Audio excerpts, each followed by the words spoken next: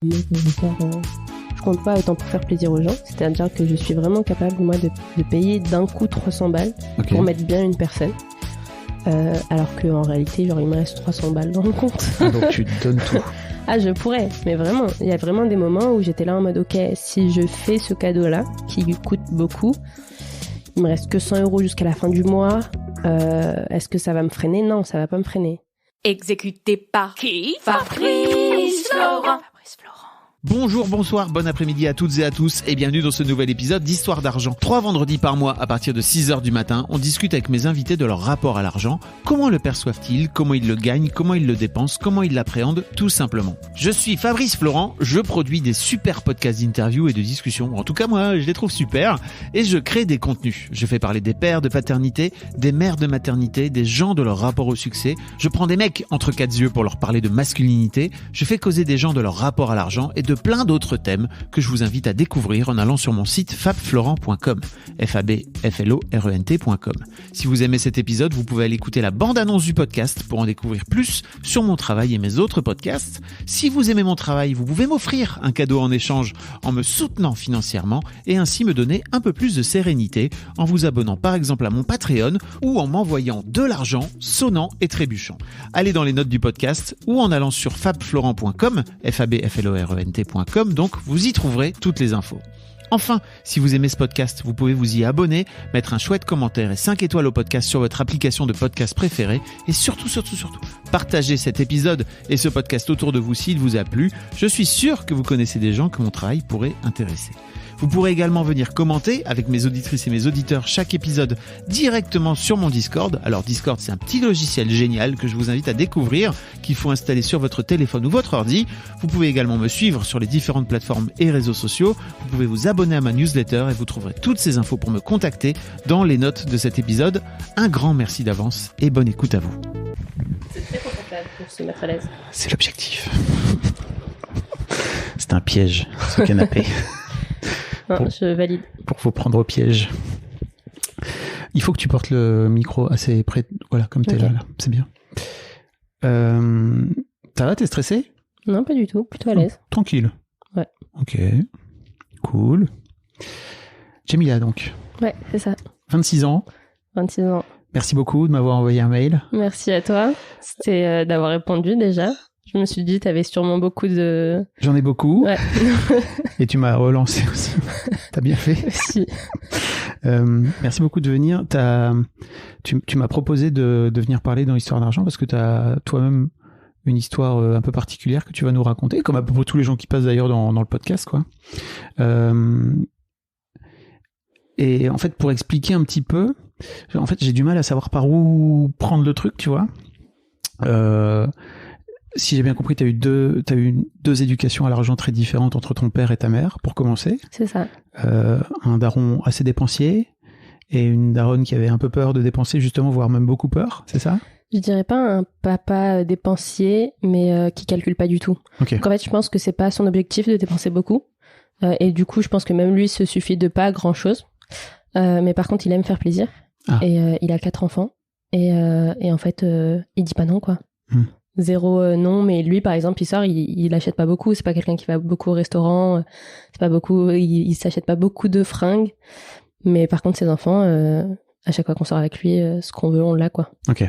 Et ma mère totalement l'inverse, c'est-à-dire que ma mère calcule toujours tout le temps, et pourtant elle donne beaucoup aussi. Ouais. Mais elle se restreint plus sur du coup les vêtements, c'est tout le temps faire des soldes, acheter le moins cher surtout. Pour elle et pour nous, elle nous a inculqué ça aussi, okay. Dans le sens où si on veut quelque chose, on finit à un moment par l'avoir.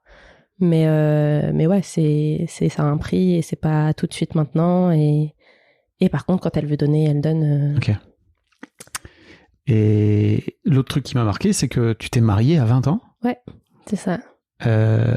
Tu dis dans ton mail que t'es divorcée maintenant ? Je suis divorcée sans être divorcée. On a déjà signé les papiers.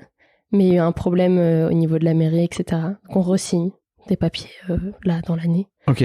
Donc, mais je suis censée être je suis divorcée religieusement, pas encore laïquement. Ah, ok. Au niveau de la mairie. Ouais. Ok. Et tu dis dans ton mail, j'ai des anecdotes sur ma dot. J'ai fait OK. On n'a pas encore parlé de dot dans l'histoire d'argent. C'est le moment ou jamais. Ouais, non, c'est un grand sujet. C'est vrai qu'on n'en entend pas beaucoup parler, mais nous, on a encore cette culture de la dot. Et c'est très problématique, moi, je trouve, comme... je trouve que d'un côté, c'est une belle culture, et de l'autre côté, ça ramène une question d'argent, là où, normalement, il n'y a pas de question d'argent. C'est-à-dire que quand deux personnes s'unissent, on fixe pas de prix, on négocie pas des choses, et ouais, j'ai plein d'anecdotes sur ça. Ok. Tu m'as également parlé de ton ex-mari, donc. Oui. Qui t'a un peu planqué la réalité de ses revenus, c'est ça? C'est ça. Quand je l'ai rencontré, il a très vite parlé d'argent. Mais moi, très naïve, enfin, j'avais 19 ans quand je l'ai rencontré, 20 ans quand on s'est mariés, donc c'est pas pareil, j'ai pas de tabou sur l'argent, donc on avait comparé le nombre d'argent qu'on avait de côté, il en avait beaucoup moins, enfin je pensais qu'il en avait beaucoup moins, pour me rendre compte pendant le mariage que en fait il a pas mal d'argent de côté, et puis... Mais il voulait pas le mettre en commun dans votre mariage, c'est ça? Je pense qu'il y a des problématiques avec son père, qui lui est devenu riche, mais pareil, a laissé des dettes à sa mère, enfin il y a un truc un peu shady dans sa famille déjà de base. Mais du coup, c'est assez malsain comme approche de moi, mon argent, c'est un peu ma sécurité ou quelque chose qui m'est propre et très important. Et mais du coup, ça devient très malsain quand on découvre des choses après coup. C'est même pas une question de il a pas voulu partager. Hein. C'est qui est la personne devant nous, quoi. Oui, c'est un truc fascinant, je trouve, l'infidélité financière en fait. C'est-à-dire vraiment ce truc où tu peux très bien être fidèle. En amour, tout ce que tu veux en fait, mais effectivement quand ça vient toucher à l'argent, c'est un vrai truc. Ouais, de fou. Et en plus, ce qui est lié, en plus des sommes ou autres, c'est du coup les visions sur l'argent. C'est-à-dire que moi, par exemple, gagner son argent quand on travaille pour, etc., ok. Gagner son argent parce qu'en fait, on est marchand de sommeil, ce qu'il était au final, et je l'ai su après. Ah, tu le savais pas? Non, je savais pas. Incroyable. Je savais pas qu'il avait une maison, et il y avait plusieurs Roumains qui habitaient dedans, une maison insalubre, et j'ai fini par le savoir parce qu'à chaque fois qu'il revenait de cette adresse-là, c'est directement, il va prendre une douche, parce il va se désinfecter totalement, le gars. Il se passe à la javel. Et quand tu te rends compte de ça, t'es juste là en mode, en plus de l'argent, c'est en mode, mais quelles valeurs sont rattachées derrière, quoi. C'est... Et oui. Et toi qui décides de marier ce gars-là, c'est intéressant aussi, j'imagine. Qui est déjà marié à ce gars-là à ce moment-là, en plus. Hein. Oui. Ah ouais, oui. Génial. On va aussi parler de ton arrivée sur le marché du travail. Yes. Parce que tu racontes que tu as terminé tes études quand? J'ai terminé mes études en 2021. Ok, donc il y a 2 ans. Il y a 2 ans.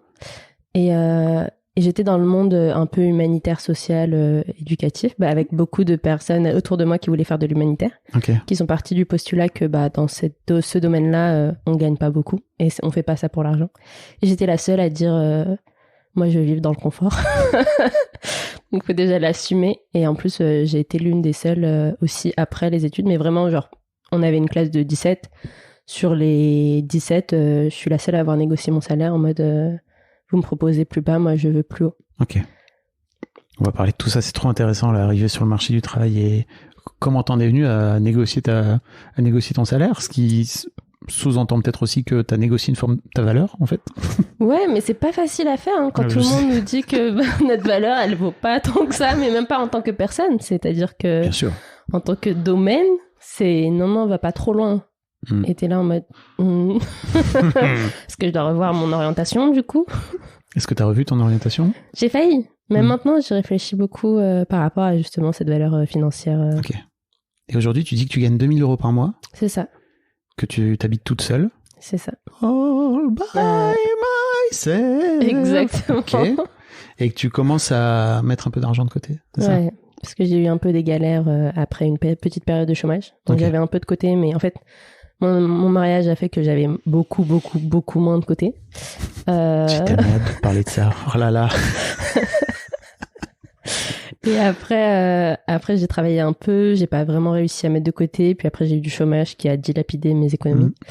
je me suis vraiment retrouvée en galère à demander de l'argent de côté, enfin, qu'on me prête de l'argent. Et après, j'ai trouvé un taf. Et là, je commence vraiment, mais tout juste à retrouver un équilibre. Et encore, il est très vacillant, parce que je vacille entre économiser et dépenser, quoi. Ok.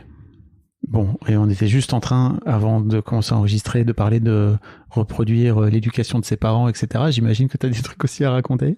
Totalement. Avec plaisir. Mais avant ça, on va passer par les 2 premières questions du podcast. La première, c'est en fait, si je te dis argent, qu'est-ce qui te vient en premier ? Pour moi, c'est drôle parce que d'un côté, oui, j'ai écouté le podcast et du coup, je me suis posé la question. Et de l'autre côté, à chaque fois que je me pose la question, la même réponse me vient. C'est plaisir. Okay. Et aucune autre réponse. C'est pas confort, c'est pas... mais c'est du plaisir pour moi. Et t'es mal à l'aise avec le fait que ça... Non. Ah non, pas du tout. Non, je trouve ça super positif. Et après, la façon dont tu le disais, il y avait un peu un côté, putain, en fait, j'aimerais bien que ce soit autre chose, mais non, c'est toujours plaisir. Non, parce que je me suis dit, je sais pas, je me suis vraiment posé la question en mode, la plupart des gens, ils voient ça en mode, l'argent, c'est un logement, du coup, c'est un toit sur la tête, etc. Moi, je vois même pas le logement, en fait. Pour moi, le logement, c'est limite presque, enfin, je sais que je le paye, mais c'est presque acquis ou limite normal, mais parce que peut-être que je me suis jamais confrontée à, t'as pas de logement, en fait. Mais du coup, c'est le logement. Et là, de toute façon, tu restes chez tes parents si t'as pas d'argent pour sortir. C'est que t'as ce filet de sécurité où tu te dis, je peux rentrer chez mes parents si jamais j'en ai plus, quoi. Et du coup, tout le reste, pour moi, l'argent, c'est quand tu sors, tu te fais plaisir. Et je pense que c'est très relié à mon père aussi.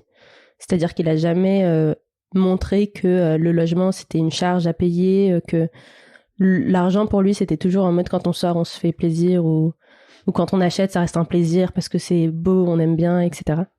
Et puis même la nourriture, genre ma mère, même si elle faisait beaucoup d'économies, c'est que des trucs bons qui rentrent à la maison. Et elle fait attention en fait à ça. Et je pense que du coup, j'ai associé l'argent à la dépense, certes, mais qui fait plaisir, quoi. Ok. Ils viennent d'où tes parents ?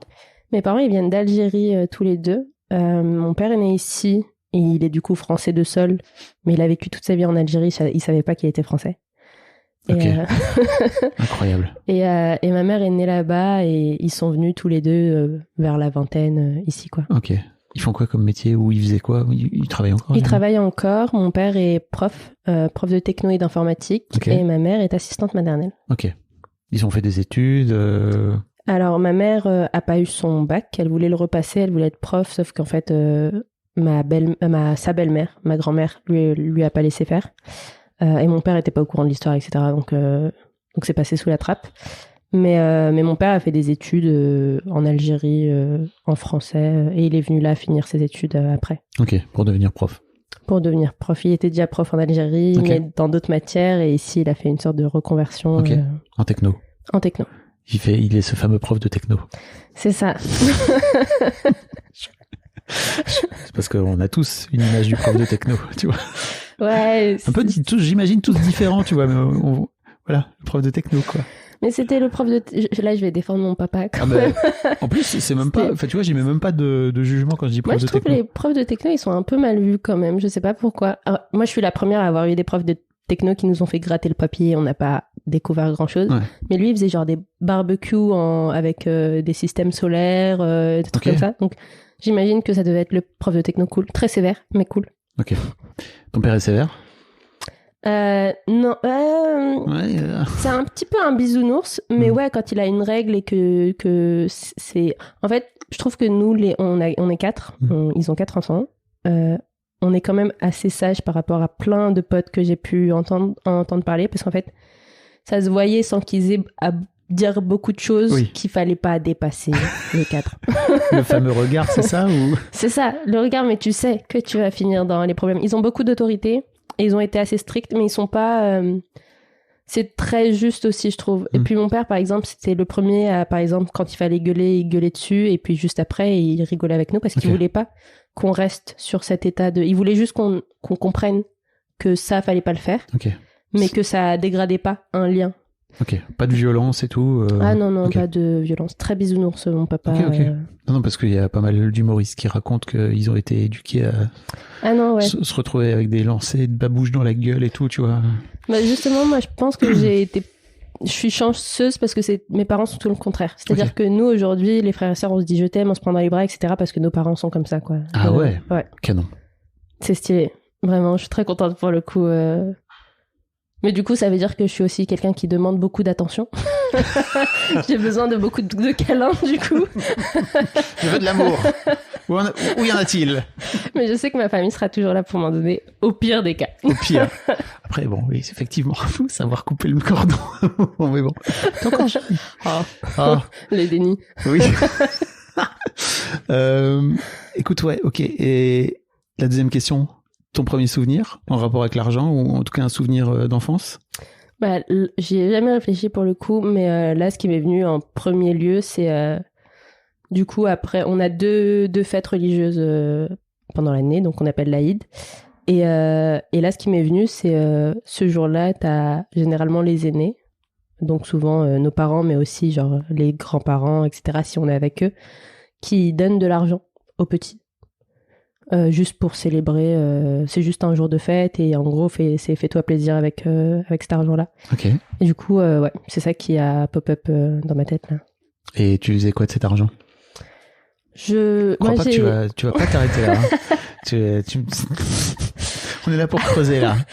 Alors, je pense qu'il y avait deux utilisations, c'est-à-dire que comme on recevait pas mal d'argent de pas mal de monde. Enfin, on n'avait pas non plus des 100 €, quoi. C'était chacun en fonction de ses revenus. Je pense qu'il y avait une partie que je mettais de côté. Je mettais beaucoup de côté quand j'étais petite. Et une partie où c'était des bonbons. Ok. C'est aller à chez la boulangère à l'époque. C'était vraiment, tu prenais 10 centimes par-ci, 10 centimes par-là. Tu faisais ton petit paquet de bonbons. Et pourquoi tu mettais de côté pour un truc particulier quand t'étais môme comme ça ou... je pense que tes parents te l'ont dit? Ouais, je pense que là, j'ai pas de souvenir par rapport à pourquoi on a commencé à mettre de côté, mais je sais que mon frère fait la même chose. Mais pour comparer entre moi et mon petit frère, par exemple, moi, je sais que je mettais de côté et genre, quand j'avais 600 €, je dépensais tout d'un coup. Ok. T'achetais quoi? Bah, des trucs pour me faire plaisir. C'est-à-dire que, par exemple, à l'année, je vais pas m'acheter beaucoup de vêtements, même quand j'étais petite, hein. Mais par exemple, un jour, ça me prend dans la tête j'ai envie de refaire ma garde-robe et là, j'achetais beaucoup de vêtements, mais ça pouvait être tout, une déesse à l'époque. Mais je savais que ça coûterait de l'argent, quoi. Okay. je sais pas pourquoi. Tu te payais tes fringues toi-même? Bah, en fait, quand c'était en solde, en fait, les seuls moments où on faisait les courses avec ma mère, c'était pendant les soldes. Sauf que pendant les soldes, les grandes soldes, il y a beaucoup de monde, etc. Et je pense qu'à un moment, assez tôt, genre au début de l'adolescence, j'ai commencé à en avoir un peu marre. Et du coup, à un peu faire mes courses toute seule. Ah, ok, d'accord.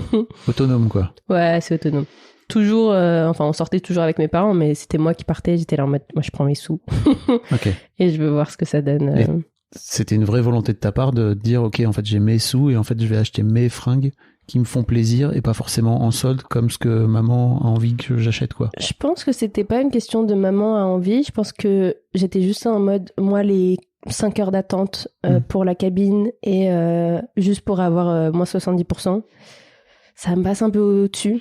Et si je peux avoir le vêtement, et en plus du coup tu te restreins dans les vêtements que t'as, c'est pas tous les vêtements qui sont soldés. Et généralement moi j'aimais bien les nouvelles collections, enfin bref, je suis un peu biaisée par le système aussi, on va pas se mentir. Bah normal, en même temps t'es ado, t'as envie quoi, même encore aujourd'hui quoi, tu vois. Ouais, totalement. Mais du coup voilà, je trouvais que ça faisait pas sens et je suis un peu les règles, mais en même temps je me dis anticonventionnel. C'est que je les contourne aussi et je savais que mes parents ils préfèrent un chemin, mais genre quand je demandais à ma mère mon argent pour aller me acheter des fringues, elle me disait pas non pour autant. Okay.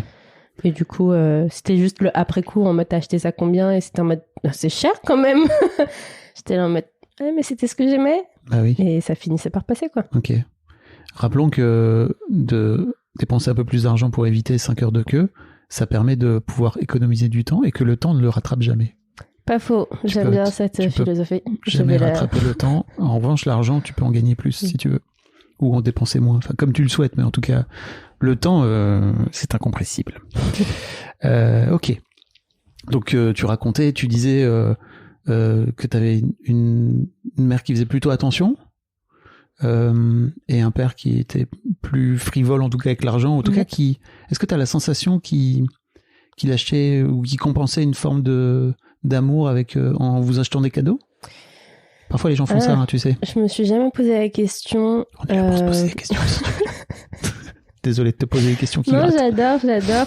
je veux faire ça. Mais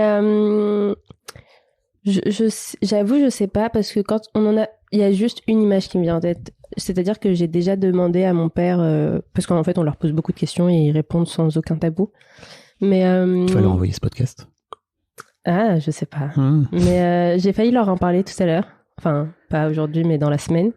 Et après, je me suis dit, je préfère qu'ils sortent et que je leur en parle. Okay. Parce que je voulais que ça reste moi et de pas y aller avec leurs appréhensions et tout. Oui. Parce que, enfin, je pense qu'ils auraient pas eu beaucoup d'appréhensions.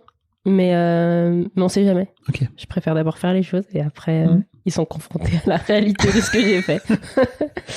Ouais, donc tu disais ton père, tu lui en as parlé, c'est ça, ou vous avez parlé du sujet? On a parlé de leur enfance parce que pour le coup moi on partait des 3 mois en Algérie et j'ai vu la vie là-bas, même à notre époque c'est vraiment genre dans des villages, à mon époque quand j'étais plus jeune, c'est vraiment, alors c'est pas toute l'Algérie qui est comme ça. Oui. C'est vraiment là, moi, ma famille habite un peu dans les campagnes, etc. Donc, beaucoup moins développé que certaines autres villes.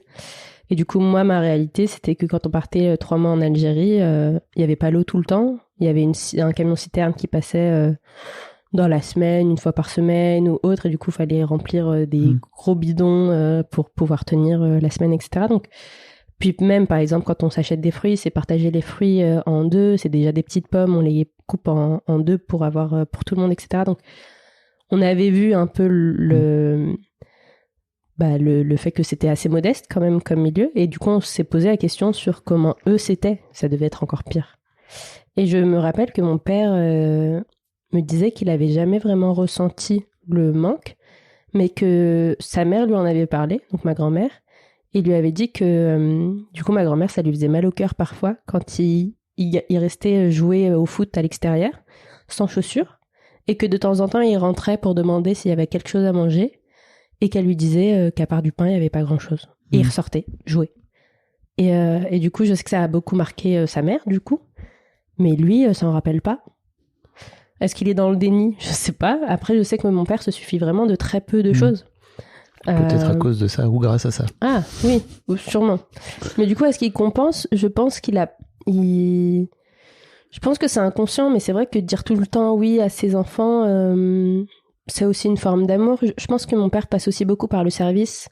C'est sa façon de donner de l'amour et du coup, acheter quelque chose à ses enfants, c'est une forme de service.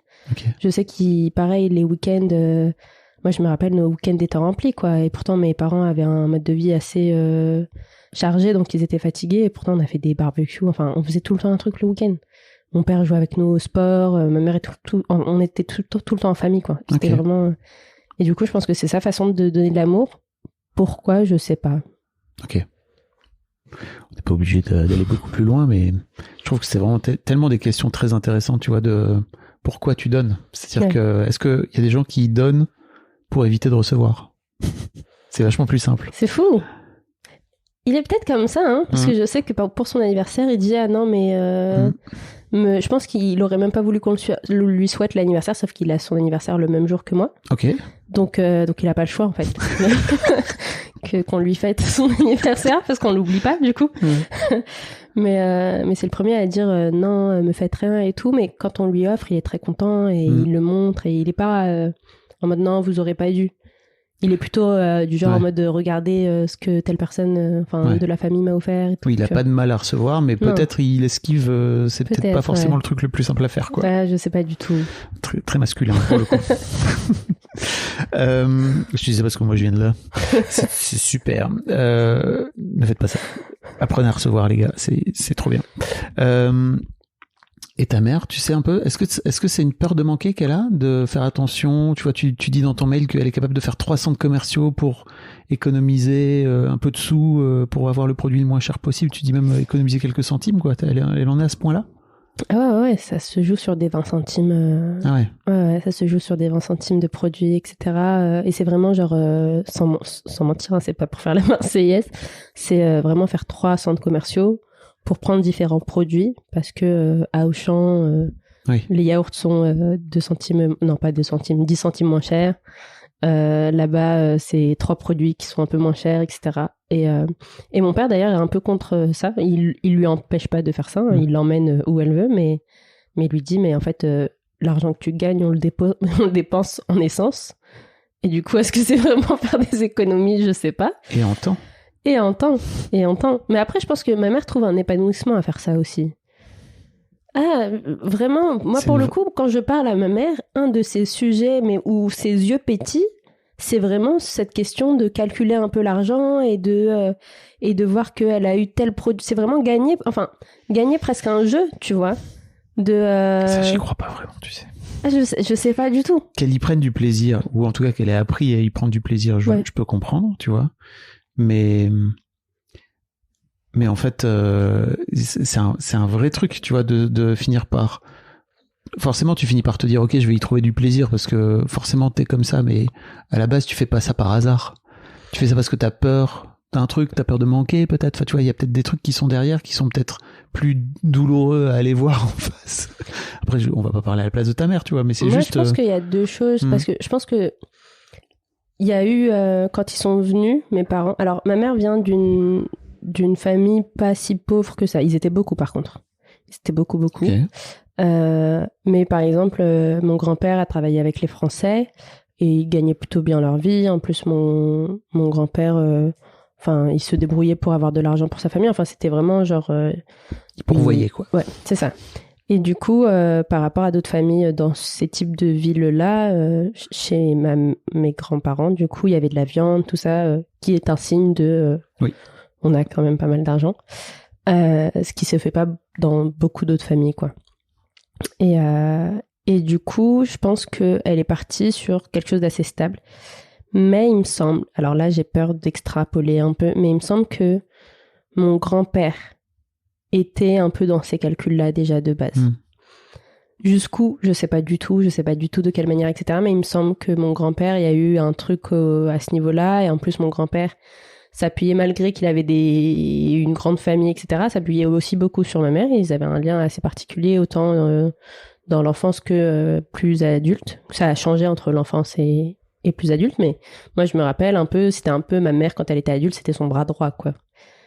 Et c'est elle qui... C'était un peu... ma mère aime bien nous dire ça. En arabe, il lui disait un peu « t'es l'homme de la maison ». Parce que c'est ma mère qui allait acheter, c'est ma mère, s'il y avait une clé importante, c'était elle qui... Ce qu'on donne très peu comme rôle à l'époque, aux femmes à ce moment-là, surtout quand t'as beaucoup d'hommes à la maison. Oui. Quoi. Et du coup, ma mère avait un peu ce rôle-là. Et du coup, je pense que non seulement elle a pris ça en mode une responsabilité, comme si c'était au final un rôle d'homme qu'elle avait pris et qu'elle avait internalisé, de calculer un peu l'argent... Et ma mère fait pas que ça, elle gère aussi beaucoup les papiers, etc. À la maison, mais parce que je pense qu'elle a considéré que c'était son rôle. Et je pense aussi que quand elle est venue ici, elle était très consciente qu'ils partaient de zéro, qu'ils avaient rien. Et je pense qu'elle était très consciente qu'elle voulait pas rester dans le rien. Et je me rappelle que elle nous le dit, elle nous racontait un peu les histoires, que mon père de temps en temps revenait en fin de mois en lui disant « mais j'ai plus d'argent ». Et ce qui se passait, c'est que mon père, au début du mois, donnait un peu d'argent à ma mère en disant « si t'as besoin de faire des courses, etc., tu prends ton argent, quoi ». Et du coup, il faut remettre dans le contexte. Du coup, dans un mariage religieux traditionnel comme mes parents, il y a l'homme, son argent, même si ma mère travaillait à ce moment-là, etc., une partie de l'argent de l'homme revient quand même à la femme. Et du coup, mon père avait déjà cette habitude. C'est-à-dire que mon argent, c'est pas que mon argent. Même si elle a son argent, je pourvois un peu comme ça. Et du coup, et ma mère gardait, en fait, 20 € par-ci, 20 € par-là. Et quand mon père revenait un peu désemparé en mode, j'ai plus d'argent, je sais pas comment faire, et elle lui sortait. Elle lui sortait les sous. Et je pense que du coup, ça s'est aussi renforcé. En mode, quand mon mari est en galère, moi, le fait que j'ai gardé un peu, je suis capable de donner à mon... Donc lui, il dépense et elle fait l'écureuil et elle met de côté. Et elle met de côté. Pour voir si jamais... C'est ça. Okay. Et après, ce qui s'est passé, c'est qu'ils se sont un peu donné des rôles. Je sais qu'aujourd'hui, ce qui se passe, c'est qu'ils ont un compte en commun. Dans ce compte en commun, il y a, il me semble, tout le salaire de l'un ou de l'autre qui est mis dedans, mais qui est du coup dépensé pour les deux. Et tout l'autre est mis de côté. Et ça, c'est pour les vacances, etc., sachant que nous, quand on partait en Algérie, faut compter genre 5 000 € qui partent très facilement. Et ça, c'est que pour nous et la famille. Et encore, si tu dois donner du coup à ta famille en Algérie, tout ça, il y a beaucoup d'argent qui partent. Et je pense que ma mère avait beaucoup conscience de ça, donc elle a commencé à calculer. Ils donnaient des sous en Algérie, enfin à la famille. Bah, ils ont beaucoup de familles qui sont... ce qui est un peu considéré, même s'ils sont partis d'une position très pauvre ici en France, ils ont commencé dans des foyers à partager des logements avec d'autres personnes, le salon, etc., avec beaucoup de personnes. Bah, t'es en France, donc t'es quand même considéré plus riche que ta famille en Algérie. Enfin, je parle pour ma famille. Hein. Oui, je ne veux pas remettre toute l'Algérie dans le même contexte. Oui. Mais on est considéré comme plus riche. Et en plus, mon père, il a cette phrase qui est gravée en lui, je pense. Quand mon grand-père est décédé paternel, je l'ai jamais connu, donc il est décédé avant que je naisse. Mais quand il est décédé, il lui a dit prends soin de ta famille. Et donc mon père, il a ce truc de la famille en Algérie, mon argent c'est le leur. Et je crois que mon père a beaucoup donné. Et ma mère était un peu contre parfois parce que ça délestait un peu sa famille ici. Pour le profit de sa famille là-bas. Et il a fait ça pendant des années, même quand la famille là-bas se débrouillait plutôt bien. C'est-à-dire qu'il y a des gens, ils ont ouvert des magasins, etc., qui s'en sortent financièrement. Et mon père est toujours dans une partie de mon argent, c'est le leur. Et je pense qu'il y a plein de choses qui jouent là-dedans, mais je pense que ma mère a compensé, oui, d'une manière ou d'une autre, plein de choses. Mais je pense que c'est ancré aussi en elle par son père aussi, je pense. Oui. Bah, si tu fais vraiment 3 centres commerciaux pour économiser 20 centimes, tu vois, tout à l'heure je parlais du temps, oui, il y a un truc derrière, quoi, tu vois, forcément. C'est pas que juste vouloir économiser parce qu'il y a papa à côté qui est en train de filer toute la thune à tout le monde. C'est intéressant, en tout cas, la dynamique. C'est ça qui est génial, je trouve, dans les couples, c'est qu'en fait, on a chacun notre relation à l'argent, et en fait, il y a une troisième relation qui rentre en jeu, qui est la relation du couple aussi. C'est-à-dire comment ces deux relations-là finissent par créer une tierce personne, finalement, une tierce entité. Et toi, comment t'as la sensation d'avoir hérité quelque part de ce rapport à l'argent un peu schizophrène, quoi, j'ai l'impression. C'est-à-dire comment je l'ai conscientisé que j'avais ce... Ouais, ou qu'est-ce que t'en as hérité? Qu'est-ce que j'en ai hérité? J'ai hérité des deux. Je pense que j'ai hérité du côté très dépensier de mon père. C'est-à-dire que moi, quand je sors, je compte pas autant pour faire plaisir aux gens. C'est-à-dire que je suis vraiment capable, moi, de payer d'un coup 300 balles pour mettre bien une personne. Alors qu'en réalité, genre, il me reste 300 balles dans le compte. Donc tu donnes tout. Ah, je pourrais, mais vraiment, il y a vraiment des moments où j'étais là en mode, ok, si je fais ce cadeau-là, qui coûte beaucoup, il me reste que 100 € jusqu'à la fin du mois, est-ce que ça va me freiner? Non, ça va pas me freiner. Et pourquoi mettre autant d'argent à ce moment-là, quitte à te mettre toi en difficulté, parce que c'est important pour toi à ce moment-là? Je pense que je suis un peu bornée. Je pense que c'est pas une question en plus de plus je vais mettre et plus ça va faire plaisir à la personne, c'est parce que j'ai une idée très précise de ce que je veux offrir à la personne. Parce que je sais que ça correspond exactement à ce qui peut lui faire plaisir.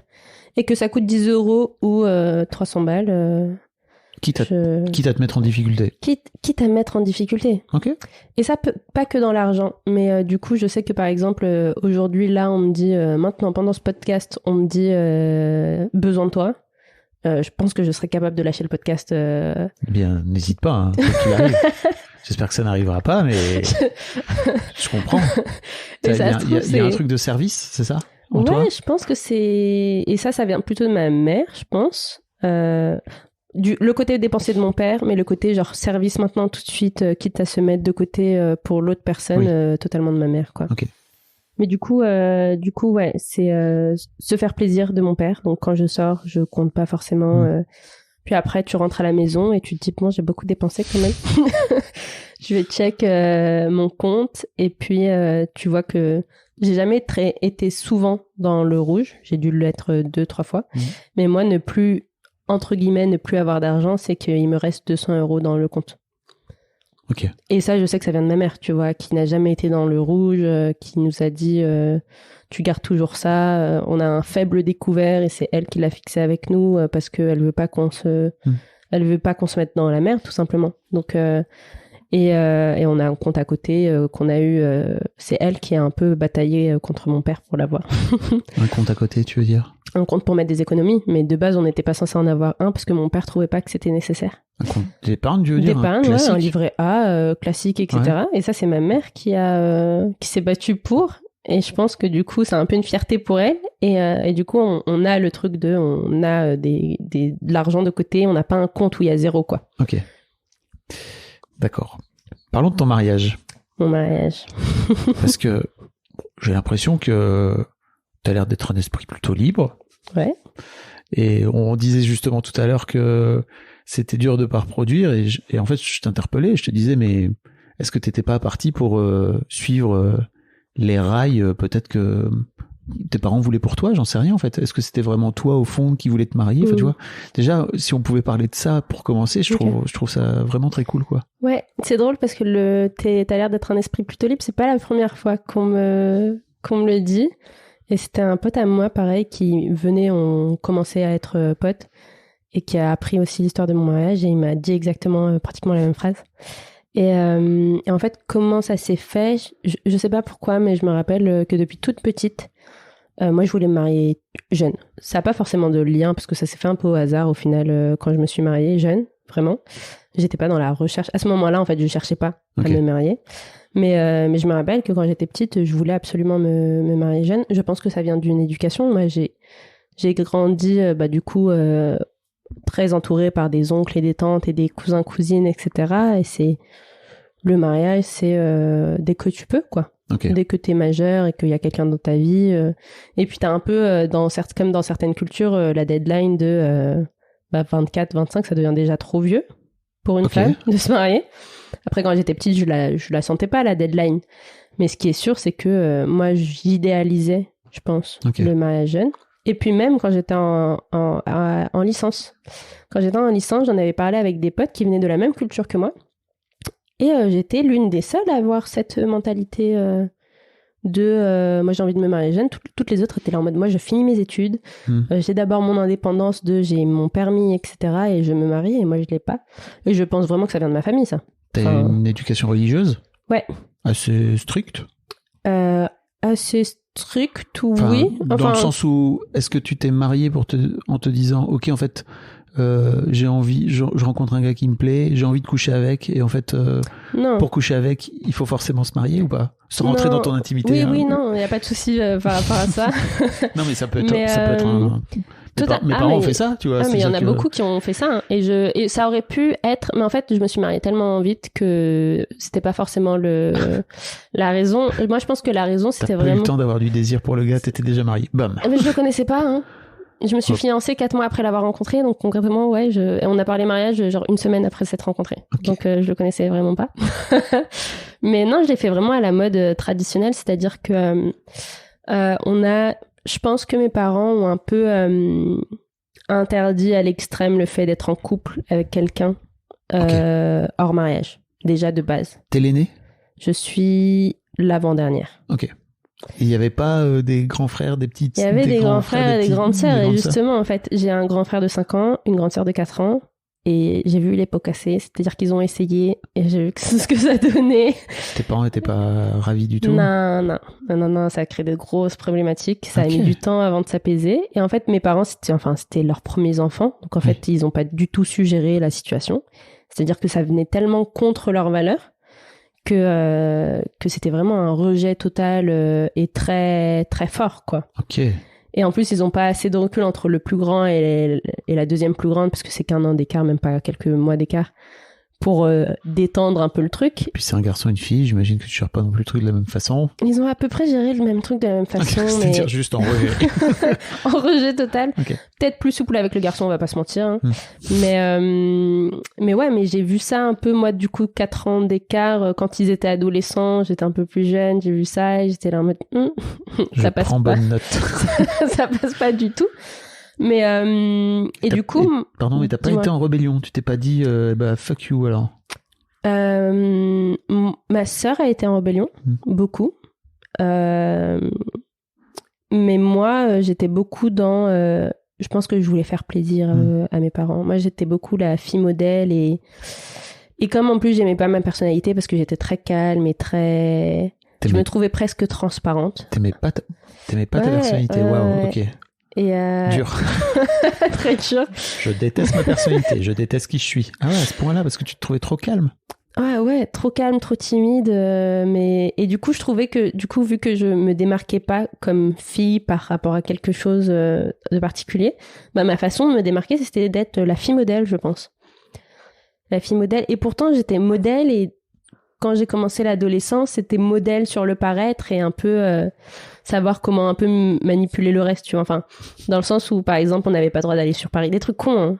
Mes parents étaient très stricts, donc on n'avait pas le droit d'aller sur Paris. On habitait vers Sceaux, donc dans le 92. Ouais. J'y suis déjà allée, avec la boule au ventre comme jamais. Mais tant que ça se savait pas. Ils le savaient pas. Oui. Tu le faisais dans leur dos. Donc. C'est ça. Et je restais la fille modèle comme ça. Oui.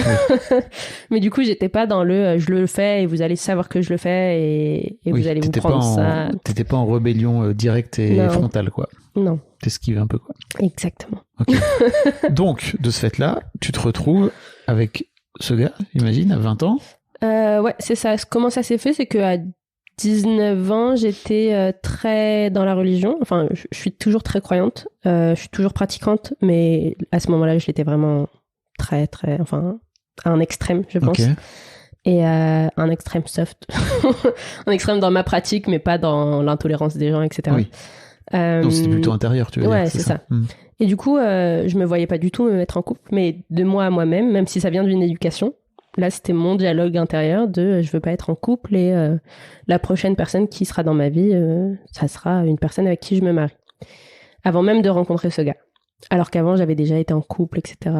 Ça, faut pas le dire à mes parents. Mais t'es grande maintenant. T'es une grande fille.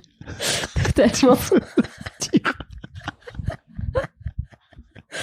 Il y a toujours les parents qui veillent aussi. C'est très drôle parce que parfois je croise des adultes qui ont genre 30-35 ans, qui ont des enfants et tout, leurs darons ils savent pas qu'ils fument par exemple, tu vois, je suis là, wow, ok. Incroyable. Ah ouais, l'autorité ça fonctionne pendant des années. Ok. C'est fou parce que on te voit là comme ça de l'extérieur, c'est pas du tout ce que tu... Non, mais parce que ce que tu fais transparaître en tout cas. Je l'ai un peu toujours, mais en fait j'assume quand même mes choix quoi. C'est-à-dire que là on rentre totalement dans mon intimité, mais c'est pas grave. Mais par exemple, je suis en couple avec une femme. Donc très grand truc qui rentre en contradiction avec le principe même de ma religion et etc. quoi. Mais je sais que à partir du moment où c'est stable et que ça dure longtemps, etc. Moi, mes frères et sœurs sont déjà au courant parce que je vais pas mentir sur qui je suis. Je sais que les prochains, ça sera mes parents au courant. Ok. Donc j'assume quand même. C'est très drôle comme tu dis. Mes frères et sœurs sont au courant parce que je vais pas mentir sur qui je suis, mais mes parents. Pas encore. Enfin, mais du coup, justement, je comprends. Justement, c'est en mode ne pas mentir au final, dans la finalité, mais du coup prendre du temps pour y aller. T'es plutôt dans le mensonge par omission avec tes parents, c'est ça, c'est-à-dire on n'en parle pas de problème. C'est ça. Oui. On est sur ça. Mais ils seront au courant. J'imagine que tu vas pas leur envoyer tout de suite ce podcast alors. Ou peut-être qu'on coupera ça. Non, je pense que je vais le laisser. Si tu leur fais ton coming out avec un podcast. Hola, coucou. Bonjour. Voilà. Mais du coup, ouais, c'est assumé, mais il y a un temps pour tout, je trouve. Je comprends. Je respecte largement ça. C'est juste, ça m'a fait marrer là. Ouais, non, mais vraiment, pour le coup, même moi, ça me fait marrer de temps en temps. Je suis là en mode, est-ce que je devrais faire ça? Ouais. À la fin, t'es là en mode, Jam, t'as 26 ans, ça devrait le faire. Bah ouais, t'es une grande fille. Mais attends, mais ils le mettent encore. Je me rappelle à un moment, c'était quand l'an dernier. Je devais aller en vacances avec des potes. Et c'était dans la maison des grands-parents d'un pote à moi qui s'appelle Loïc. Et du coup, on n'avait pas le droit d'être pote avec des gars avant, quand on est plus jeune. Et là, je dis à mon père, donc l'an dernier, j'avais 25 ans, je dis à mon père, du coup, on va avec des potes, on va du coup dans la maison de Loïc, et je dis à qui, etc. Tu sais très bien à ce moment-là que quand tu lui balances ça, c'est une bombe pour lui ou... Ouais, je me suis dit, il va avoir un moment de processing, mais oui, peut-être que ça passe sur un malentendu. Et en fait, Il a bugué un coup, il m'a pas répondu. Il est parti un peu, il est revenu, il m'a dit excuse-moi, j'ai pas compris, Jamila, elle va chez Loïc. J'étais là en mode et du coup je lui ai dit je préférais ne pas lui mentir, etc. Il m'a dit oui mais je comprends, mais quand même par rapport à notre religion, notre culture, tout ça, enfin bref, il m'a fait un peu la leçon de morale. Après c'est passé, il considère que je suis adulte et que je fais mes choix, mais ça va quand même en contradiction avec La religion empêche les filles d'être copains avec des garçons. La religion musulmane empêche Bah en fait là ce qu'il m'a dit c'est plutôt en mode, en gros c'est dans la religion t'as des gens en face de qui tu peux être habillé genre normal comme là je suis, etc. Et le reste, tu dois un peu quand même être pudique, couvrir un peu ton corps, etc. Et là, il s'est dit en mode, du coup, tu sors de ta chambre le matin, t'as Loïc dans le salon. Enfin, tu vois ce que je veux dire? C'est plus une question de modestie, pudeur, relation pas corps à corps sexuelle, mais tu vois, Ok. Et du coup, lui, ça le trigger un peu. Ok. Mais toi, j'imagine que t'as pris un peu de distance avec ça. Bah ouais, moi je... On s'éloigne complètement du sujet de l'argent, mais je trouve ça tellement intéressant. Oui, ouais, totalement. Ok. Oui, totalement. Parce que là, t'es en t-shirt, t'as pas de voile et tout. Je te le dis parce que les gens le savent pas, quoi. Tu vois, le voient pas, forcément. J'ai porté le voile pendant 5 ans parce que je voulais, et c'était incroyable comme expérience. J'ai trop aimé. C'était pas une expérience de base, hein. Je l'ai porté pour la raison. Je vais faire Alors aujourd'hui pour vous, coucou les filles. Alors aujourd'hui une vidéo un peu spéciale où je porte le voile pendant 5 ans. Ce serait vraiment... C'est marrant. De YouTube. Mais j'ai trop aimé. Et ça m'a donné du coup une vision différente des rapports aux gens et du rapport au corps et de la beauté, etc. Et je trouve ça toujours très beau, le voile. Après, je lui faisais plus honneur, c'est-à-dire que quand je le portais, j'étais là en mode qu'est-ce que je pourrais dévêtir aujourd'hui pour me sentir mieux. Et je pense que je l'ai enlevé par respect pour ce que c'était. Mais du coup, je l'ai porté, mais même en portant le voile, je pense que j'aurais pu avoir plein de potes gars, oui, t'aurais pu... et partir en vacances avec eux, etc. Ouais. Oui, les deux étaient possibles dans ta tête en tout cas. Totalement, ouais. Peut-être moins pour ton père. Exactement. Ok. Et donc, cette histoire de mariage, yes. Tu te retrouves donc avec ce gars. Comment tu rencontres ce gars, en fait? Totalement par hasard. J'étais bénévole à la mosquée pour un événement de fin d'année. On avait des cours d'arabe, de Coran, etc. Et du coup, en fin d'année, on fait pour les petits une petite fête. En fait, il était bénévole aussi. Et en fait... je me rappelle plus très bien, mais en fait, le matin, je l'aide sur quelque chose sans le connaître. Je le connaissais pas du tout. Et je l'aide sur un truc vraiment il avait vraiment besoin d'aide à ce moment-là, etc. Et je l'ai fait spontanément. Et je pense qu'à partir de là, il m'a un peu repéré. Ok. Et après, l'après-midi, je me rappelais plus que c'était lui. Mais en fait, je vois un gars qui fait des allers-retours devant mon stand de manière très cramée. Bonsoir. Un peu comme ça, exactement. Et qui passe en te fixant comme ça, de façon beaucoup trop insistante.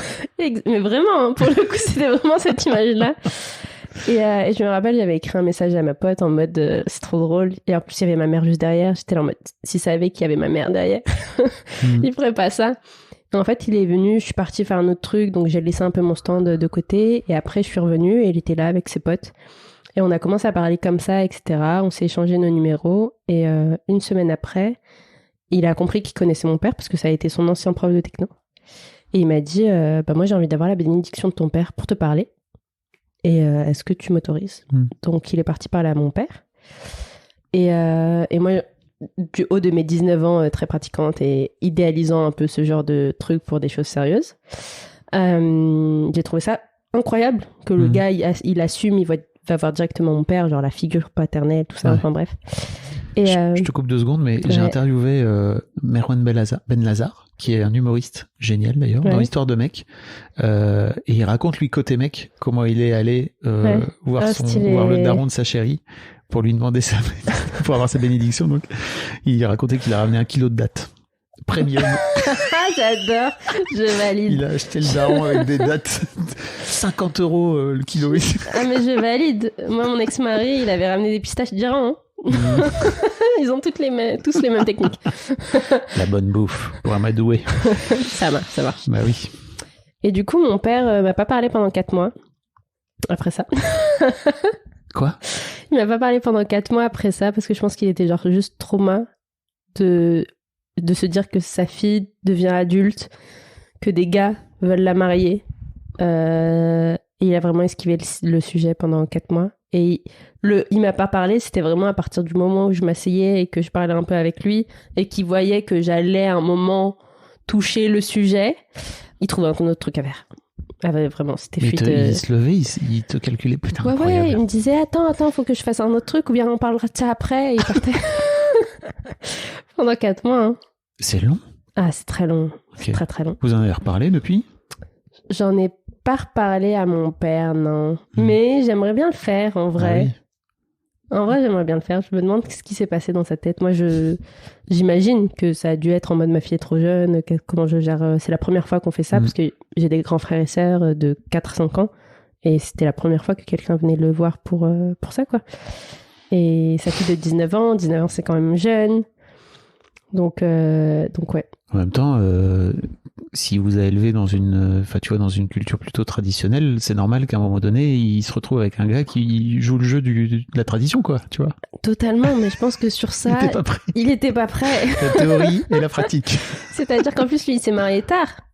Donc en plus, il a pas eu beaucoup Enfin, je pense qu'il a vécu en mode tellement, il était un peu... il avait ses potes et il suffisait avec ses potes. Et du coup, il a pas calculé que il y en a, ils veulent se marier plus jeunes. Alors que ma mère était là en mode à 18 ans. Elle me disait déjà, si tu rencontres quelqu'un, tu le ramènes à la maison. Ma mère était ready tout de suite, quoi. Ok. C'est elle qui a débloqué du coup le mariage. Parce que du coup, je suis partie parler à ma sœur au bout de 4 mois. Qui en a parlé à ma mère, qui était super contente. Qui est partie parler à mon père. Attends, parce que toi, t'en avais pas parlé à ta mère de cette là? Non, c'est un peu tabou tout ça. T'es jeune, tu sais pas comment parler à tes parents d'amour ou de tu veux construire une vie.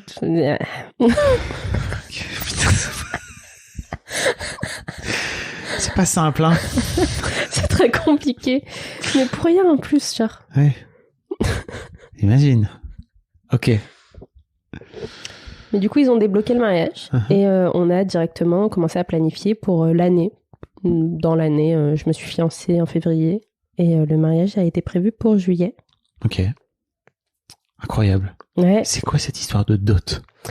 Ouais, une histoire de dot. La dot, c'est religieusement, quand un gars veut se marier avec une fille, il faut qu'il lui donne un cadeau qui est... c'est de l'argent en soi. Enfin, il y a une partie qui est de l'argent et une autre partie qui peut être matériel, des vêtements, des bijoux, etc. Mais en tout cas, il y a une partie d'argent. Moi, j'ai le fameux cliché des chameaux. Il y en a beaucoup qui ont ce cliché-là. Pardon. Je me permets de le dire parce que je crois qu'il y a plein de gens qui vont le dire, qui vont y penser, qui vont écouter. Je voulais pas vous le dire, mais j'ai 50 chameaux. C'est moi. Putain, franchement, c'est cool. Tu vaux 50 chameaux, meuf. Incroyable. Tu vois? Ouais. Mais tu vaux vraiment 50 chameaux? Comment? T'étais premier degré ou pas? Non. Je sais pas, peut-être. Parce que là, j'avais déjà mon titre. Second degré total. Jamila, moi, je vaux 50 chameaux. Allez hop, titre du podcast. Allez, ça part. Non, maintenant, ça peut être un titre. Je regrette de ne pas avoir dit que c'était premier degré. Ça pourrait le faire de fou. Pardon. Non, j'aime bien. Mais ouais, pour le coup, je vois, à l'extérieur, ça paraît un peu mettre une somme sur quelqu'un. Culturellement, c'est pas du tout vu comme ça. Et du coup, j'avais aucune image, moi, sur cette... C'est presque un passage obligé. Mais quand tu te retrouves confronté à ça, en réalité, c'est un peu plus difficile à vivre, je trouve. Parce qu'en fait, moi, tu me donnes une dot ou tu m'en donnes pas, ça me passe au-dessus, en fait. Oui. Et du coup, je me rappelle que lui, il voulait donner 4 000 € de dot avec je sais plus quoi. Et je me rappelle qu'il m'avait dit qu'il avait que 3 000 € dans le compte. Ok. Du coup, moi, naïvement, je lui dis, mais tu vas pas mettre 4 000 alors que t'as pas d'argent. Enfin, pas logique, tu vois. Et il m'a pas dit à ce moment-là que si, il en a un peu plus en Iran, tout ça. Donc, en fait, il arrête pas d'insister sur le 4 000 et moi, j'arrête pas d'insister sur le beaucoup moins. Et ayant ce chiffre de 3 000 € dans la tête, je négocie pour beaucoup moins. C'est-à-dire, tu négocies? Moi, je suis partie sur un 500-600. Tu vois, mais pour moi c'est juste un chiffre à ce moment-là et pour moi c'est on va vivre ensemble après et du coup on a besoin d'argent pour le après. On est tous les deux étudiants, enfin, offre-moi quelques bijoux, et quand tu calcules quelques bijoux, quand tu calcules une parure... Tu négocies à la baisse, alors on est bien d'accord. De fou. Oui, beaucoup même. Ah, mais beaucoup. Mais à ce moment-là, moi, j'ai pas de... négo. Tu vois, t'es en train de dire... Oui, non, mais c'est-à-dire qu'on avait un débat où lui, il voulait rester sur les 4000 et moi, j'étais là en mode, mais non, on va pas rester sur le 4000, tu vois. Enfin, Du coup, c'est plus en mode un petit débat sur lui, il veut mettre 4000 et moi qui veux pas, tu vois. Ok. Et pourquoi tu l'as empêché de mettre 4000 ?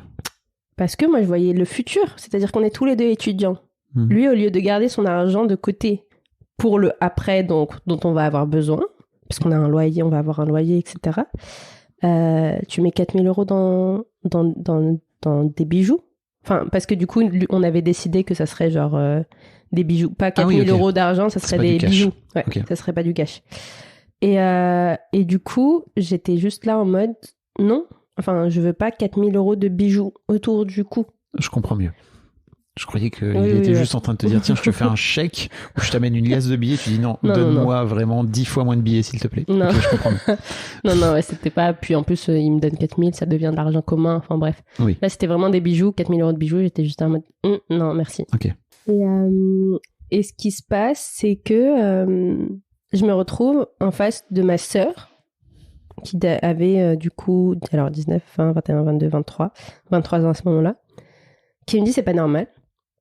Non, en plus, à ce moment-là, en même temps de négocier, enfin de parler de la dot, on a parlé de combien il mettrait dans le mariage. Donc un mariage, nous, il a coûté 7 000, 8 000 € je crois. Et pareil, partant de ce principe que sa mère n'a pas d'argent, elle est au RSA, que lui, il a pas d'argent, qu'ils n'ont pas de papa.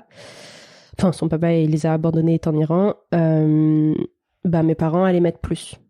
Parce que moi, je mets un peu, mes parents mettent un peu, et du coup, ça fait... du coup, c'était pas du 50-50, c'était du 70, 20, 30 ou 80, 20. Et ma sœur se rebelle contre ça. Parce qu'elle veut que ce soit égalitaire ? Parce qu'elle dit, ouais, c'est pas normal. Et je pense qu'elle a justement ce truc de, en fait, t'as une valeur, tu te valorises pas à la baisse. Enfin... Et il n'y a pas un mariage qui part sur quelque chose de pas très égalitaire dès le début, etc. Et sauf que ma sœur communique un peu dans le conflit à ce moment-là. Et moi, je le prends grave contre moi. Et en fait, ça devient un conflit presque familial pendant plus d'une semaine, une semaine et demie. Et du coup, cette question de dot et cette question de mariage, non seulement me prennent la tête à ce moment-là, surtout que pour moi, ça veut rien dire à ce moment-là, mais je regrette beaucoup plus tard, quand je découvre que mon mari a juste eu 30 000 € quelque part en Iran, qu'il est marchand de sommeil et que du coup, il a des 200 € par roumain dans une maison délabrée qui lui arrive tous les mois. Je sais pas exactement ça faisait combien, il y en avait combien, mais je savais que c'était 200 € de loyer. Et du coup, je me dis, mais en fait, je me suis fait carotte sur toute la ligne, quoi. Et ça fait très, très, très mal de se dire déjà... Enfin, je me suis fait un peu arnaque, mon argent. Je me suis mis en embrouille avec ma famille pour sauver, lui, ses thunes. Et qu'à la fin, en fait, lui, il est très, très bien. Il est très, très bien. Et c'est pas un argent que moi, j'ai... Enfin, il n'a pas investi dans nous, tu vois. C'est ce qui vous a mené au divorce ou... Non, pas du tout. Ah ouais, ok.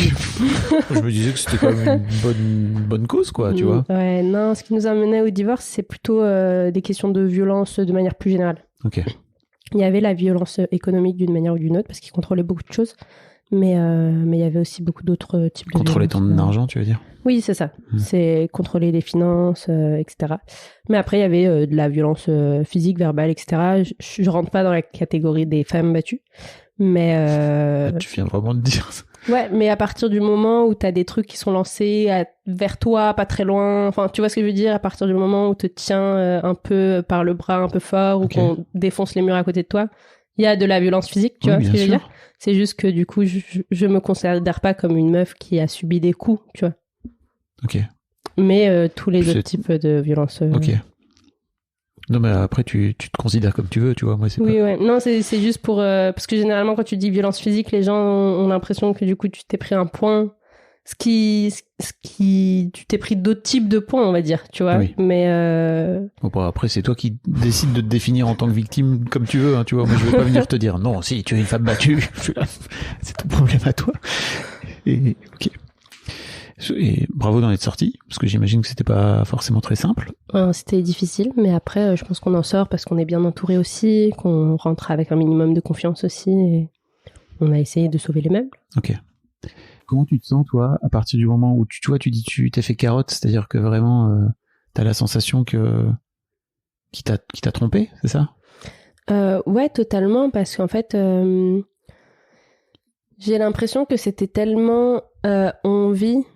Alors, on a vécu avec mon argent et son argent, sauf que parfois c'était en mode on partageait le loyer, je prenais plus, il prenait moins. C'était moi qui faisais les courses. Enfin, il y a beaucoup de choses en fait que j'ai pris naïvement parce que je me considérais comme un peu plus, je sais pas comment le dire, mais un peu plus chanceuse de par ma famille, etc. Que lui n'a pas eu à payer, alors que au final, dans un couple, c'est soit 50-50, soit chacun il prend une partie, et même si ça fait pas 50-50, on est au clair que, par exemple, sur je sais pas moi, les tâches ménagères par exemple, c'est l'homme qui fait ça, et puis au final la meuf elle fait les courses, je sais pas, tu vois. Mais là c'était pas du tout du 50-50, c'était pas j'ai vraiment l'impression d'avoir porté beaucoup de choses pour au final te rendre compte que il a juste profité derrière ton dos et il s'est dit bon vu qu'elle insiste, mais j'ai insisté sans savoir la vérité, tu vois, enfin tu vois ce que je veux dire, c'est tu peux pas te reposer sur tes lauriers en te disant c'est elle qui insiste, moi j'ai voulu insister, et en fait non frère, t'as caché une grosse partie de la vérité qui a fait que j'ai insisté, quoi. Ok.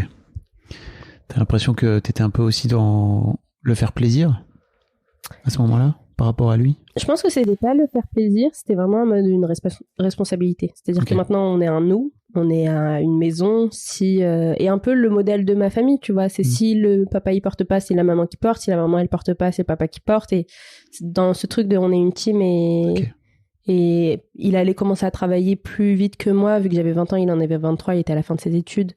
Enfin, je me suis dit, à un moment, ça va être un bon investissement pour du futur, quoi.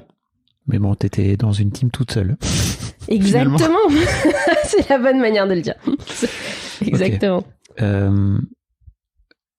Comment s'est passé le divorce financièrement, etc. Ça a été compliqué? Du coup, il y a eu d'autres problématiques d'argent, justement, il voulait que je lui redonne certains bijoux. Il avait volé... moi, j'ai un peu déserté ma maison pendant 1 mois, la maison qu'on partageait, du coup. Enfin, c'était un appart. Et du coup, pendant 1 mois, il a enlevé tous les meubles, enfin, il a tout pris. Ah oui. Et quand je suis revenue avec mes parents pour prendre mes affaires, ce qui restait, il restait genre juste la télévision que lui avait payée. Et il restait des affaires dans la cuisine, etc. Et en fait, au début, moi et mon père, on était là en mode, on repart puisqu'il n'y a plus rien de moi que moi j'ai payé ou autre. Et ma sœur était là, non, on lui prend sa télé, on prend la box, on va le mettre dans la merde. Et ma sœur est très au clair avec les choses. Et j'étais là en mode, ça sert à rien, enfin, c'est sa télé, c'est lui qui l'a payé, enfin, je vais pas lui prendre ça. Elle était là en mode, ouais, mais regarde autour de toi, enfin, il a tout pris, tu vois. Toi, t'avais payé des trucs. J'étais là en mode, ouais, j'avais payé des trucs. Elle était, prends la télé, tu vois. Donc, on a fini par prendre la télé. Et en fait, il a fait un scandale sur vous m'avez pris la télé, vous m'avez pris ceci. Ah bah oui. Autant aller jusqu'au bout, hein. Il a repris la CAF. Enfin, il m'a volé, du coup, la CAF qui était à mon nom, à moi. C'était juste que j'avais dit qu'on était mariés, du coup, mais c'était mes identifiants, etc. Il a trouvé un moyen pour me voler. Enfin, tu vois. Du coup, il y a sa mère qui est venue nous dire rendez-moi les bijoux. Et puis nous, on était là en mode, lui, ça fait genre 2-3 mois qu'il paye plus le loyer, là. On était déjà plus ensemble. Donc normalement, c'est 50-50 à partir de là. Et elle était pas au courant. Enfin, il y a eu beaucoup d'histoires liées à l'argent, au final.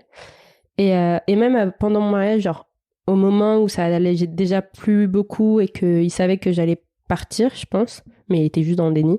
À un moment, et on s'est embrouillé, il m'a dit non, mais si tu veux partir, tu me rembourses l'argent que j'ai investi dans le mariage et tu pars. Donc il y avait beaucoup d'histoires d'argent dans mon mariage, en dehors de tout le reste. Et au final, il a mis 1 an et demi avant de signer les papiers, parce que j'avais déjà signé du coup une première fois des papiers de divorce. Il a fini par comprendre que déjà moi je reviendrais pas et que ce qui a été pris et qu'on lui rendrait pas et qu'il garderait aussi ce qu'il a pris, quoi. Donc ça s'est fini comme ça.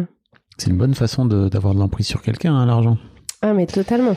Tu te sens un peu... Et d'ailleurs, j'en ai pris une mauvaise habitude. Hein. J'ai pris maintenant l'habitude de, quand je sors, parce que je me disais que je pouvais sortir à tout moment de chez moi, parce que il m'a déjà enfermée à la maison, et du coup, je me suis retrouvée à un peu fuir, et j'ai fugué un peu 2 fois comme ça de la maison. Et du coup, maintenant, j'ai pris l'habitude de, comme tu peux fuir n'importe quand, il te faut un chargeur, une batterie externe et de l'argent liquide, à défaut d'avoir ta carte sur toi. Et du coup, c'est quelque chose que je fais genre jusqu'à maintenant. Hein. Aujourd'hui, j'ai mon... Alors là, j'ai mon sac, mais même quand j'ai pas mon sac, je prends au moins une batterie externe, au moins un fil de chargeur et au moins un peu d'argent sur moi. Je suis désolé pour toi. C'est gentil. Ça arrive, hein, c'est des histoires de vie. Bah, tu dis ça comme si c'était normal, quoi. Tu vois, j'ai vraiment l'impression que t'en as chier, quoi. Donc, t'expliques ça comme si, oh, mais t'inquiète, tout va bien. Quand on en sort, quand on arrive à en faire quelque chose de fort, parce que ça peut nous détruire totalement. Moi, je pense que j'en suis arrivée à un stade où j'ai réussi à transformer ça en positif. Donc, certes, je le souhaiterais même pas moi-même une deuxième fois, hein, mais je le vois moins comme une histoire douloureuse et triste et horrible que comme c'est en partie ce qui fait qui je suis, en grande partie, ce qui fait qui je suis aujourd'hui. Et du coup, c'est dur à dire, mais si je devais tout retraverser pour être là où j'en suis aujourd'hui, je retraverserais tout, quoi. Et pourtant, je le souhaite à personne. Bah, bravo. Merci. 26 piges, putain. Pas mal. Et déjà vieilli dans l'âme. Oui. Est-ce que tu as la sensation que tout à l'heure tu disais, moi j'ai été la seule personne à négocier dans mon travail parce que tu as décidé d'aller faire un travail dans l'associatif et qui rapporte pas forcément beaucoup d'argent? Ou en tout cas, oui, l'objectif n'est pas de faire fortune, en tout cas quand tu travailles dans l'associatif. Est-ce que tu as la sensation que c'est cette histoire qui t'a amené à négocier ton salaire? Je pense que en partie mon ex-mari, mais pas pour les raisons que je viens de dire là. La partie bonne qu'il avait, c'est que je pense qu'il a insufflé beaucoup d'ambition en moi. Lui, il avait un master en finance. Bon, c'est pas du tout mon domaine et j'aime pas du tout ce domaine-là de base. Mais je pense qu'il m'a appris à voir qu'on peut prendre du plaisir en essayant de faire de l'argent. Puis autour de moi, j'ai jamais eu des gens qui rattachaient genre avoir un confort à quelque chose de honteux ou de quelque chose qu'il faut pas aller vers ça. C'est plutôt en mode moi aussi, je me rappelle mes parents en mode mais si tu travailles, il faut c'est pour quelque chose derrière. Tu travailles pas juste dans le vent, tu te fatigues pas parce que t'as rien et c'est bien comme ça, quoi. Et en plus, mon grand frère commençait à bien réussir sa vie à ce moment-là et du coup, pareil, j'ai un peu rattaché le fait de travailler au fait que si on travaille dur ou qu'on s'investit dans un travail, c'est pour avoir un confort derrière. Et ça vient de plusieurs personnes, je pense. Mais beaucoup de mon entourage proche, qui est ma famille, donc mes parents, mes frères et sœurs, et mon ex-mari y a joué aussi en partie. Et tu parlais tout à l'heure d'éthique. J'imagine que l'une des raisons pour lesquelles tu vas vers l'associatif, c'est aussi parce que tu as envie d'y mettre de l'éthique et que tu as envie de... De base, non. Okay. De base, je voulais faire médecine, donc c'était pas forcément de l'associatif. C'est juste que je suis nulle en sciences, du coup. Du coup, j'ai pas fait médecine. Je me suis retrouvée par hasard en sciences de l'éducation et totalement par hasard dans un master en gestion de projets humanitaires, social et éducatifs. Par hasard? Ah, mais par hasard, hein. Moi, je voulais partir dans un truc un peu plus en mode tu construis des documentaires avec certes, il y avait un peu de social, mais parce que je venais d'une branche déjà sociale. Mais du coup, de médecine, je vais faire médecine. Ma prof m'a fait comprendre que vas-y, je vais pas trop m'en sortir. Donc, quand j'ai fait mes choix APB, à l'époque c'était APB, j'ai vraiment mis au hasard des licences ou des orientations qui me semblaient bien, mais du coup j'ai mis médias visuels, j'ai mis plein de choses, et j'ai eu du coup sciences de l'éducation. Donc c'était vraiment premier hasard. J'ai adoré, c'était trop bien. Et après, quand je voulais rebondir, je voulais faire soit design au final, parce que j'aimais bien, soit je voulais rentrer justement dans une branche qui mêlait le social au design web. Okay. Et j'avais postulé sur ça, j'avais pas été pris à la dernière étape. Et du coup, je me suis dit, année césure. Et un de mes profs m'a dit, ma cocotte, non, tu vas pas faire d'année de césure. C'est genre, tu vas faire une année de césure, tu vas perdre 1 an, pourquoi ? Parce que j'avais pas de projet derrière, c'était pas une année de césure pour quelque chose de très concret. Et du coup, il m'a proposé plein de masters, il m'a dit, tiens, ça je connais, je peux t'appuyer sur ça, etc. Et j'en ai pris un qui était un master à l'Institut catholique de Paris. Et je suis arrivée et tout le monde voulait travailler dans l'humanitaire. Et moi, j'étais là en mode, je vous avoue que moi, je veux faire 1 an. Et après, j'ai un projet de devenir coach en développement personnel et professionnel. Parce que du coup, entre la postulation et le vas-y, il faut que je travaille pour savoir mon orientation. Et du coup, je voulais faire 1 an, avoir un master, pouvoir rebondir sur une autre formation. En fait, je suis restée 2 ans parce que j'ai adoré les gens qui étaient dans ce master-là et la façon dont le master était fait, parce que c'était pas des amphithéâtres, c'était des professionnels qui venaient nous faire de vrais projets, etc.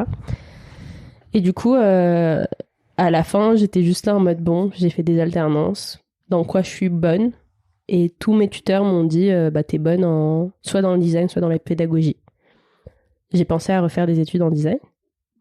Et au final, je me suis dit, pour l'instant, en attendant, autant faire de la pédagogie.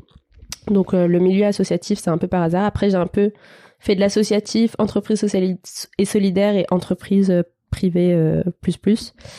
Je me retrouve moins dans les valeurs d'une entreprise privée parce qu'il y a vraiment cette histoire d'argent qui est beaucoup trop prenante au détriment parfois des besoins vraiment des gens qu'on accueille, qu'on accompagne.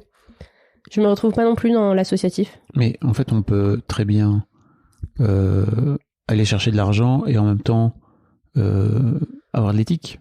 Ouais, mais après, je parle vraiment dans mes expériences. Ouais. Dans mes expériences, j'ai trouvé un peu des profils types. C'est soit en mode t'es dans l'associatif et du coup t'es toujours en manque d'argent et du coup t'es toujours dépendant de gens qui doivent mais du coup dépendant de ce que eux veulent aussi.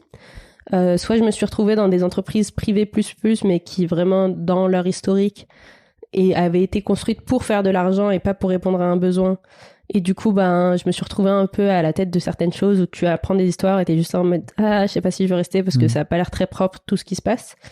Et j'ai fait plusieurs entreprises sociales et solidaires, donc un peu le mixte entre on veut être dépendant et du coup toucher un argent assez confortable et continuer à grandir. Et en même temps, être là en mode, on veut les besoins de nos bénéficiaires, leurs besoins à eux. Et je me retrouve plus dans cette sphère-là, quoi. Donc, ouais, allier le confort à l'éthique, quoi. Ok. Mais pas l'un sans l'autre, je trouve. Comment ça s'est passé, alors, cette négo de salaire ? Cette négo de salaire, au début, j'étais là en mode, est-ce que c'est pas un peu trop osé ? Parce que je l'ai fait plusieurs fois, pour le coup. Enfin, à ma sortie d'études, je l'ai fait pour mon premier poste. Et je me suis dit, je sais c'est quoi mes compétences. Pour le coup, j'y suis allée vraiment naïvement. Je venais de sortir, mais j'étais là en mode, en sortie d'études avec pratiquement 2 années d'alternance, qui étaient pratiquement pleines. Hein. C'était pas 3 semaines à l'école ou autre. C'était vraiment, j'ai passé mon année en entreprise pratiquement. Et du coup, j'étais là en mode, mon profil, il est vraiment très très rare. Et du coup, j'ai vraiment mis un peu dans ma tête tous mes potes qui disaient oui, mais dans notre domaine, on n'est pas bien payé, etc. Et j'ai directement demandé 2000 net parce que j'avais fait des calculs et j'étais là en mode je paye un loyer, j'ai tant de charges fixes et tant de charges variables et j'étais là en mode vraiment moins de 2000, je serais vraiment tous les mois short, donc ça sert à rien. Et du coup, j'ai demandé 2000. Et ça a été accepté tellement facilement que je me suis dit, j'aurais dû négocier plus. J'ai vraiment senti ce truc de, vas-y, j'ai loupé la vraie négo, quoi. T'aurais voulu négocier combien ? Alors, pour le goût, là, t'es dans la négo à la hausse, t'es pas dans la négo à la baisse, quand même, avec ton ex. T'aurais dû demander combien, tu penses ? J'ai encore du mal à savoir, à cet âge-là et avec cette expérience-là, j'aurais valu combien ? Je pense que dans l'entreprise où j'étais, je pense qu'ils auraient pu mettre 2400 facilement. Ok. Net. Et pourquoi t'as pas demandé 2400 alors à l'époque ? Parce que tu trouvais que c'était déjà beaucoup 2000, c'est ça ? Moi j'ai des potes dans ma filière, ils sont sortis avec 1400 net. Donc 2000 c'est déjà beaucoup. 2400, t'as l'impression que personne ne te les donnera, qu'ils vont tous te regarder de haut en te disant ma petite, tu viens de sortir des études, quoi, tu vois. Et qu'est-ce que ça change? Bah, ça change que tu as besoin d'un salaire. J'avais déjà mon appart. Non, ce que je veux dire, c'est... En fait, tu demandes 2004, et s'ils disent, ah bah non, bah en fait, moi, désolé, mais en fait, j'ai 2000, bah c'est toujours mieux que demander 1004 parce que tu te dis, je vais pas gagner d'argent. Justement, je pense que j'avais pas encore assez de notion de... c'est quand tu demandes plus haut, c'est pas qu'ils vont pas te prendre, c'est qu'ils vont te proposer juste moins. En fait, j'avais tellement pas cette notion-là, et c'était un peu, c'est soit ils te prennent, et du coup, il faut négocier à la hausse, mais rester un peu dans leur clou, tu vois, et sinon, tu loupes juste un poste. Oui. Et en fait, tu peux trouver un poste. Oui. Mais, mieux payé ailleurs. C'est ça, mais quand c'est la première fois... Oui, je comprends. Et ça, t'as renégocié après, c'est ça? Alors, ce qui s'est passé dans cette boîte, très rapidement, on m'a donné d'autres missions, etc. Et j'ai renégocié, sauf que j'ai renégocié à un moment où ils licenciaient beaucoup de personnes parce qu'ils étaient un peu dans les galères financières. Moi, je les suis un peu après. Et en fait, j'ai négocié aussi dans une période de conflit. C'est-à-dire que ils étaient en conflit avec notre pôle à nous parce qu'ils nous demandaient des trucs irréalisables. Et moi, je suis passée de conceptrice à chef de projet, co-chef de projet. Pendant ma période d'essai, mais implicitement et pas du tout explicitement. Sans jamais le dire, oui. Et du coup, moi, je me suis fixée sur le salaire de celle qui était avec moi, quoi. Même si elle était plus ancienne, en termes de bagages, moi derrière, j'ai plus de bagages qu'elle. Et du coup, je trouvais ça honnête de demander le même salaire qu'elle. Sauf que c'était tellement dans une période de conflit qu'ils m'ont pas accepté et j'ai fini par partir. Ok. Juste après, parce que mes responsabilités matchaient pas du tout mon investissement. Et là, tu es dans un job où tu as négocié, c'est ça? Je suis dans un job où j'ai négocié à l'arrivée. Ouais. Mais du coup, je voulais négocier plus. Et à la fin, je suis restée au même salaire. Mais par rapport à eux, leur enveloppe, je sais que je suis payée beaucoup plus. En fait, ce qui s'est passé, c'est que quand je suis arrivée, on m'a dit en mode... Ils m'ont expliqué que la boîte était en déficit. Et que vraiment, ça se voyait que c'était dans les problèmes. Et c'est vraiment la vraie réalité. Ouais. C'est que maintenant que j'y suis, en effet, ils n'ont pas beaucoup de budget. Et du coup, ils m'ont pas donné l'enveloppe de base, mais ils m'ont dit, c'est quoi tes prétentions salariales? Parce que nous, notre enveloppe, elle est assez petite. Moi, je leur ai dit, j'étais assez confiante, je leur ai dit, mais qu'ils me prennent ou qu'ils me prennent pas, j'avais d'autres opportunités à côté. Donc, je leur ai dit, moi, j'étais payée 2000 net avant. Je me vois pas partir moins parce que ça prend pas de sens en fait de continuer à progresser et au final d'être payé moins. Donc je leur ai dit je comprends votre situation, j'accepterai pas moins de 2000 mais du coup je demande pas plus. Et du coup ils m'ont dit écoute on va voir ce qu'on peut faire. Et je m'attendais à ce qu'ils me proposent moins et moi je savais que je n'accepterais pas s'ils me proposent moins. Et ils m'ont donné 2000 et j'ai découvert par la suite que ma manager avait baissé son salaire pour augmenter mon salaire. Ouais. Et du coup, je trouve que même si du coup je suis restée au même salaire, la démarche est tellement honnête et elle a beaucoup de valeur, la démarche. Donc je suis satisfaite. Ok. Tu sais, je ne sais pas si tu as entendu cet épisode avec où je parle du documentaire de Ramit Sethi sur Netflix qui s'appelle How to Get Rich. Et en fait, lui, il parle de Rich Life. Et en fait, ça n'a rien à voir avec l'argent forcément. Ouais. C'est juste... En fait, comment tu t'inventes ta vie riche? Pour toi, c'est quoi avoir une vie riche? C'est quoi ta vie riche à toi? Moi, ma vie riche, c'est être entourée de personnes pépites. Ok.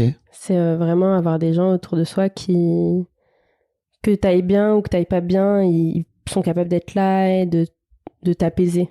C'est un peu les gens... Et c'est pour ça que j'arrête pas de dire que moi, entre une activité ou une autre, si c'est une activité avec des gens qui m'entourent ou même des inconnus, mais que c'est un partage humain, je prendrai toujours le partage humain. Et si on y met de l'argent dedans? Le partage humain. Non, ce que je veux dire, c'est que... Et si on y met... En fait, si on revient sur... c'est quoi les domaines où tu dépenses beaucoup d'argent et tu te dis c'est cool de dépenser beaucoup d'argent? Ok, donc si j'avais une vie riche, ce que je ferais de mon argent un peu? Ouais, mais en fait, ça ne va pas forcément avec une vie ultra riche. C'est juste, en fait, aujourd'hui, c'est où les trucs dans lesquels tu mets de l'argent, où tu te dis c'est cool, en fait, c'est pour un vrai kiff. En premier, la nourriture. Ok. Vraiment, je pense que c'est ce qui vient en premier. J'adore me faire plaisir ou faire plaisir avec de la nourriture. Donc, petit déjeuner le matin ou quand t'es avec des gens ou même solo. Hein. Moi, je sais que je sors, j'adore me faire plaisir avec de la bouffe. Et en deuxième lieu, je pense que c'est des découvertes. Je suis pas très en mode j'ai une passion et je fais du sport chaque année ou un truc précis, mais j'aime trop découvrir quelque chose. Donc, c'est prendre, je sais pas, un billet pour une expérience un peu insolite quelque part, aller dans un parc d'attractions ou des choses comme ça. Ok. Et, je dépense pas mal sur ça. Est-ce qu'il y a un sujet sur lequel je t'ai pas amené, dont tu aurais aimé parler? Non, ça me vient pas. Je crois qu'on a tout fait. Hein. On a parlé de plein de trucs. Hein. Ouais, c'était un peu partout. On est parti dans tous les sens. Donc, Non, pas tant en plus. Hein. Ah ouais? Ah non. C'était trop cool de parler d'autre chose que d'argent, de parler de mariage et tout, de parler de tradition. J'ai trouvé ça trop chouette. Merci beaucoup, Djamila. Merci à toi. Je te souhaite le meilleur. À toi aussi. Merci bien. Merci. Un grand merci à vous d'avoir écouté jusqu'au bout. Pensez à rejoindre le serveur Discord pour venir commenter avec le reste de ma commu. Je vous trouverai tous les liens dans les notes de cet épisode. Et si mon travail vous plaît, je vous rappelle que vous pouvez m'offrir en échange un peu de sérénité en vous abonnant à mon Patreon ou en m'envoyant de l'argent en vous munissant de votre CB. Vous trouverez tous les liens dans les notes de cet épisode également. Bonne fin de journée et j'espère à très bientôt pour un nouvel épisode de podcast.